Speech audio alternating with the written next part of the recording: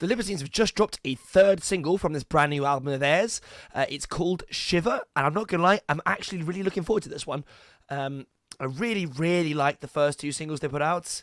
And the Libertines are one of those bands that I was really, really into whenever they brought out their last album, which is a fair bit of time ago now, because I do remember it coming out when I was at university. And then I just kind of forgot about them, which is crazy, really.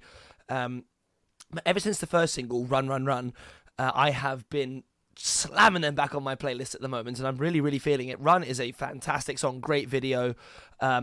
And then you had Night of the Hunter, which initially didn't do as much for me. I think it's probably just because it's a bit slower, but that has actually really, really gotten under my skin now. I can still hear the freaking Swan Lake guitar riff going along in the background.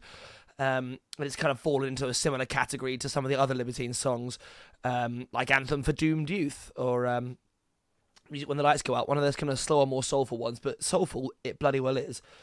So yeah, Doherty, let's see what you got to show me. And Barrett, probably my favourite is Barrett. So let's have a look and see Shiver.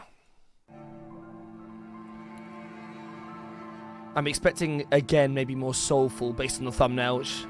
Oh, okay. Oh, okay. Yeah, they're like technically a trilogy as well, which I like. These videos follow on to each other.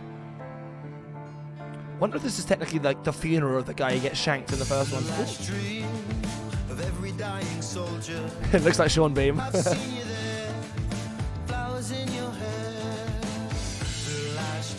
I like this piano line.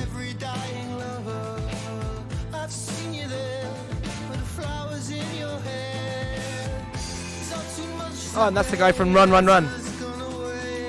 It's really interesting. You can really tell, like, instantly which of the two guys is, like, taking lead vocals. Like, this is obviously Doherty. And I feel like they kind of divided themselves a little bit into, like, Barrett does the more shouty, heavily rocky ones, and Doherty's got the more, like, soulful voice.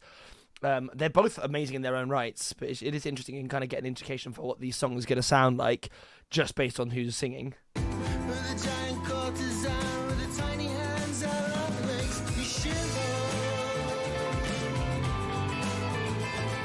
What's that line?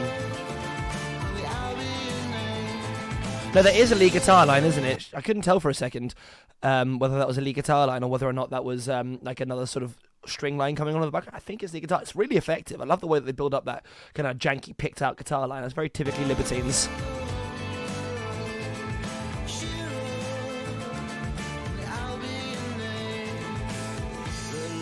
There he is, my boy. I gotta say, I like his hat.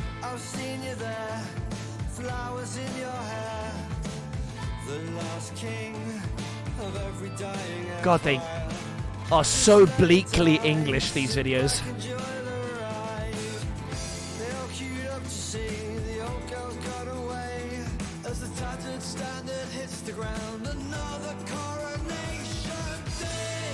I'm not gonna lie, I do think that the drummer for the Libertines is actually a bit of an unsung hero.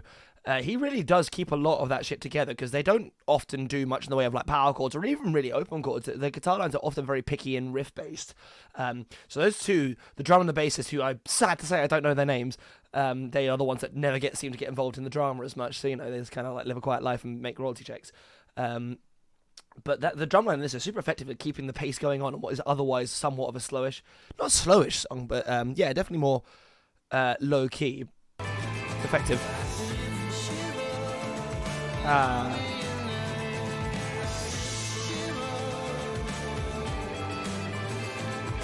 love it when they sing together. They've got such good vocal chemistry.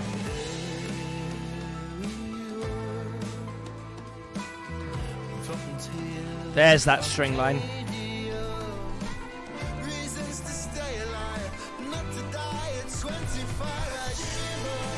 I like the little dance.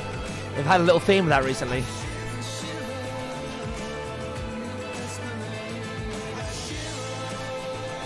Walk forwards and look somber while blow this wind machine in your face. I wonder when this is filmed. Somewhere in England, actually. And do what all of us Brits do and just dump the body in the lake.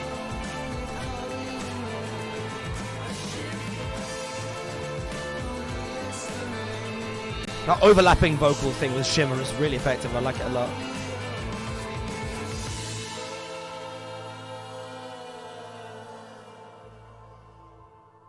Ooh, that's... I'm not trying to put it on. I genuinely did just shiver then.